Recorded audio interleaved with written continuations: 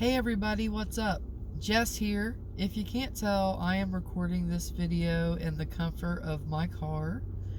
I was trying very hard to get Webster Wednesday uploaded on Wednesday, but unfortunately I forgot my notes at work and I've been out of the office a couple of days, so I wasn't able to record last night, and I'm trying to stay true to my commitment to being a better YouTuber in the year of 2022. So it's Webster Wednesday on a Thursday, the day where we identify, define, and talk about words, phrases, and all things gay. Last week, I talked about the topic of outing someone. If you were not able to watch that video, feel free to stop by the channel and give it a view. But for now, I am going to dive into the topic for this week. Personally, I feel this is a very important topic to address. So the word I have chosen for the letter P is pronouns.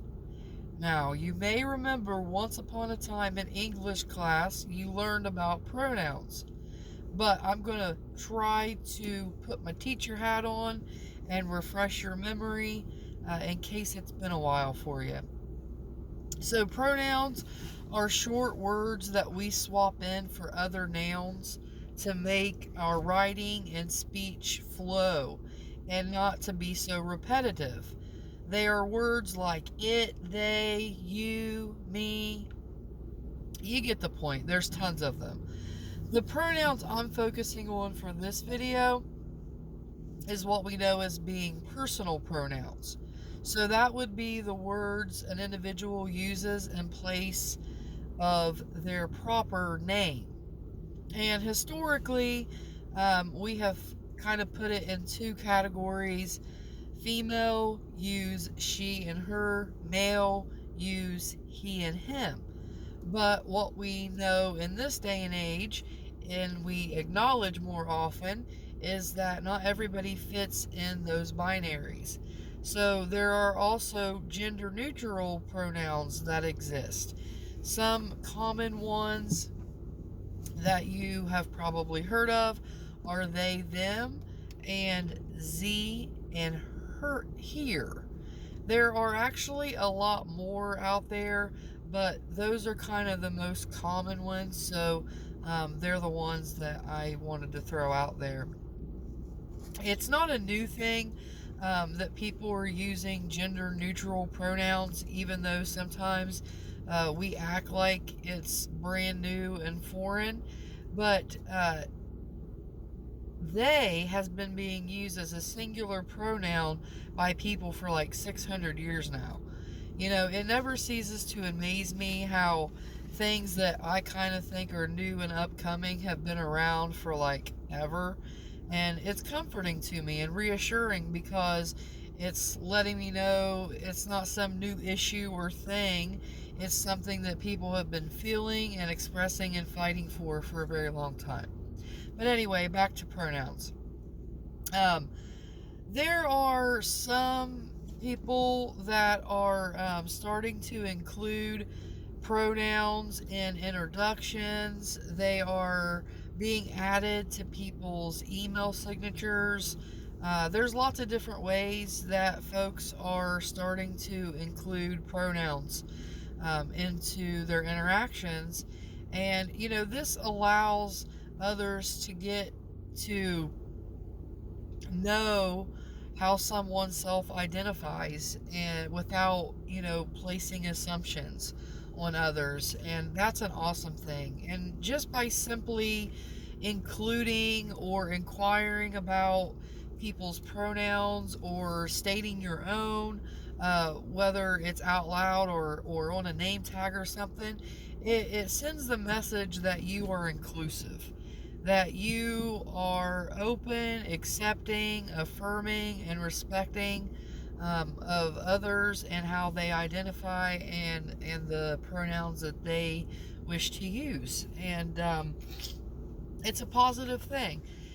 Some people really struggle with using the gender neutral pronouns because it seems, foreign and like, um, it's just uncomfortable for some people. There are even people in the queer community that struggle with the use of other pronouns. And, from time to time, we're going to make mistakes. We're going to go back to assuming things, and that can lead to misgendering an individual. And while that may not be your intention, it is what happens, and it's hurtful, and it can cause harm to those individuals. So just make sure that you're being aware, that you're being considerate, that you're not assuming how someone identifies. And if you make a mistake, own it and apologize. It's as simple as that. I have found that people love when someone else simply tries. It doesn't mean that you have to be perfect, but putting out effort can go a long way and make someone feel included and loved. So let's make sure that we're doing that. Another tip, some things to kind of try to do a little differently is, when you enter a group of people, instead of referring to people as guys and gals, let's just stick with everyone. Hey everyone, what's up? Guys and gals seems pretty innocent, not a big deal, but to someone that really struggles with being misgendered and such, it could be a trigger for them. So, simply changing the way that we communicate can make a big difference. Excuse me. Another thing that I have found, I work with young people in a school setting. We play a lot of games. We divide people into groups to form teams. And historically, we kind of do guys versus gals. But we've challenged ourselves to find other ways to divide them up. And I think this helps, not make a student feel like they have to choose a certain gender. Maybe they identify as non-binary and they don't feel comfortable going in either group. And I don't want them to feel uncomfortable based on, wanting to have, fun and play a game. And so, yeah, just, something to kind of think about, small things we can do different that can really make a big difference. All right, I think I've covered it all. This was a really important topic to me. When I started going to more events and support groups and such, and pronouns were asked or included in introductions, initially I was uneasy and uncomfortable. I use the pronouns she and her, but in all honesty, I will answer to anything.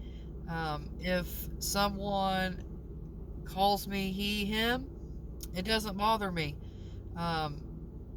If someone calls me they, I'll answer to that too. But not everybody is